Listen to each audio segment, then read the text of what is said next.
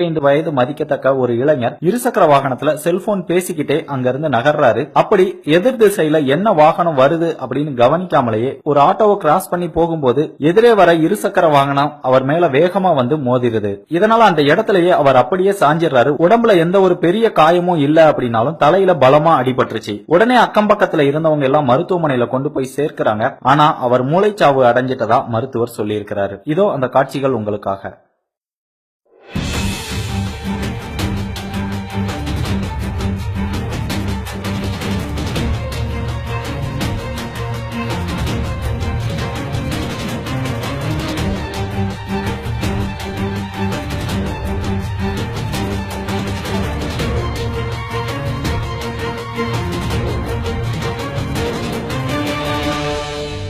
இந்த விபத்துக்கு காரணமான முக்கியமான 3 தவறுகள் அவர் செல்போன் பேசிக்கிட்டே வாகனத்தை ஓட்டுனது. ஒருவேளை அவர் ஹெல்மெட் போட்டிருந்தாரு அப்படின்னா அது மிகப்பெரிய அடியா இருந்திருக்காது. இப்போ நலமோட இருந்திருப்பாரு. எதிரே வர வாகனத்தை கவனிக்காமலே செல்போன் பேசிக்கிட்டே அந்த சாலையை கடக்க முயற்சி பண்ணது. இந்த 3 தவறுகள் தான் இந்த விபத்துக்கு மிக முக்கிய காரணம். இந்த வீடியோ பார்த்ததுக்கு அப்புறமா அது ரோட்ல போகும்போதே செல்போன் பேசுறவங்களா நீங்க கண்டிப்பா பேசாதீங்க. அப்படி பேசுனீங்க அப்படின்னா அது உங்களுக்கும் இத மாதிரியான ஒரு நிலைமையில கொண்டு போய் விட்டுரும். இது உங்களை மட்டும் பாதிக்கிறது இல்ல, உங்க மேல வந்து யாரு மோதுறாங்களோ அவங்களையும் பாதிக்குது. அவங்கள நம்பி ஒரு குடும்பம் இருக்கும், அந்த குடும்பத்தையும் பாதிக்கும். அப்படிங்கறத நினைச்சு உங்களுக்கு எவ்வளவு அவசரமான கால் வந்திருந்தாலும் ஒரு ஓரமா வாகனத்தை நிப்பாட்டிட்டு பேசுறது தான் சரியா இருக்கும். இனிமேலும் இது மாதிரியான விபத்துகள் நடக்கக்கூடாது என்பதற்கான ஒரு எச்சரிக்கை காணொலி தான் இது. இந்த காணொலியை எல்லார்கிட்டையும் ஷேர் பண்ணிக்கோங்க. இது மாதிரி யார் மொபைல்